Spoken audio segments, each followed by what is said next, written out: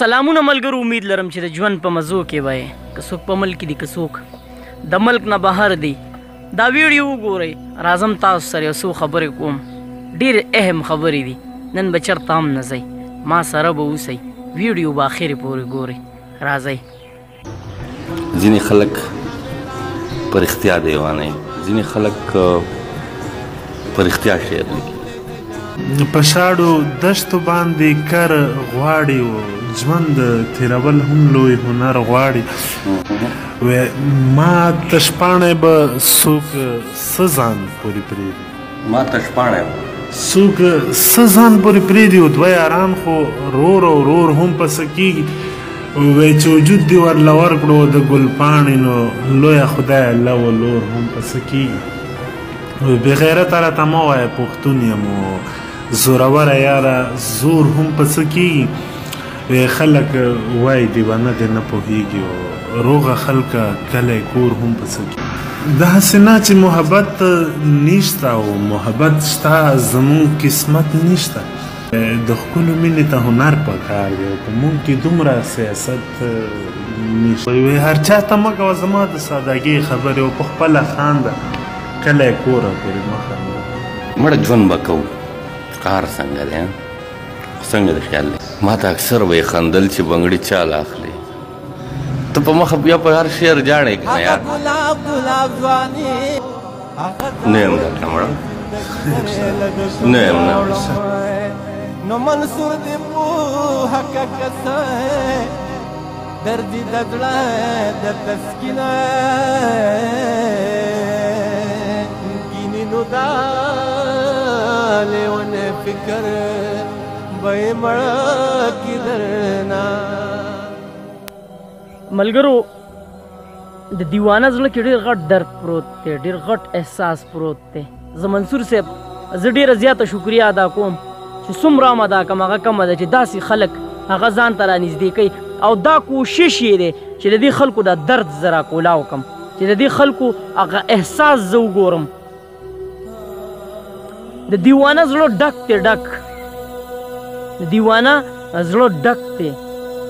و چې زه وجاړم په چغو چغو وجاړم خپله شاعري، خو هغه اصم د احساس او د درد نه ډکه ده. خو هغه وایي چې زه د بل شعر ته هم وجاړم، زه د بل غزل ته هم وجاړم.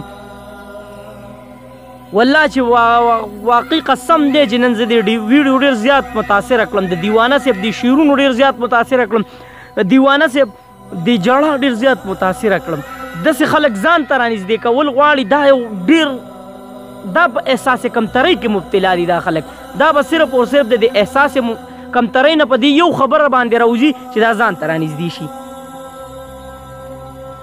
سلام کوم منصور صاحب ته او دیوانه صاحب ته. انشاءالله زما دا امید دی چې دا دیوانه صاحب به د دې احساس کمترۍ نه د دې ذهني ټینشن نه راوځي، او به څه راوځي چې زمونږ دا پښتانې ځان ته رانږدې کړي. د هغه یو شعر کې هم یو داسې غوندې الفاظ و چې مونږ څوک ځان ته نه رانږدې کوي، مونږ د رانږدې کولو نه یو. ډېر زیات په غور مې دا ویډیو وکته، قسم دی چې ډېره په غور مې وکته، ډېر زیاته مزه مې ترې واخیسته. او د دې دیوانه دا احساس نه دی، دا ما محسوس کو، ځکه مجبوره شوم راغلم ویډیو کوم. کوشش وکړئ چې داسې خلک راوچت کوي او ځان ته رانږدې کوي چې د دوی دا ذهني ټینشن، د دوی دا ذهني کمزوري لرې شي. چې کله دا ته ځان ته رانږدې کړي او دله عزت ورکړي او دله یو مقام ورکړي، نو د ده به هغه ذهني ټینشن ختم شي. دا به ذهن کې دا سوچ وکړي چې او څوک شته چې مونږ ځان ته رانږدې کوي. ملګرو کوشش وکړئ دا ویډیو خامخا شیر کړئ. دیوانه صاحب ته زه سلام کوم، زما د سیډه د منصور صاحب ته هم سلام وي چې داسې خلک ځان ته رانږدې کوي. او د منصور صاحب دا کوشش دی چې دا خلک د ذهني ټینشن نه لرې کړو او دا خلک راوچت کړو. منصور صاحب وایي د ډوډۍ تپوس مې ترې وکړو، ډوډۍ نه غواړي. د اوبو تپوس مې ترې وکړو، اوبه نه غواړي. غزل فرمایش وکړو، غزل ورته ډالۍ کومه. غزل په درمیان کې هغه په ژړا شو. ډېر غټ درد د دې دیوانه صاحب په زړه کې پروت دی، ډېر غټ درد. څوک د څه دیوانه دي، څوک د څه دیوانه دي. دې غریب ته ډېر غټ درد میلاو شوی دی، دې غریب زړه د کتو دی. قسم د ډېرې متاثره کړم او په ویډیو باندې مجبوره کړم کوشش وکړئ ویډیو زیات نه زیات شیر کړئ چې دا سړی خلک ځان ته رانږدې کړي او د ده دا ذهني کمزوري ختمه شي دله یو مقام خلک ورکوي او ځان ته رانږدې کړي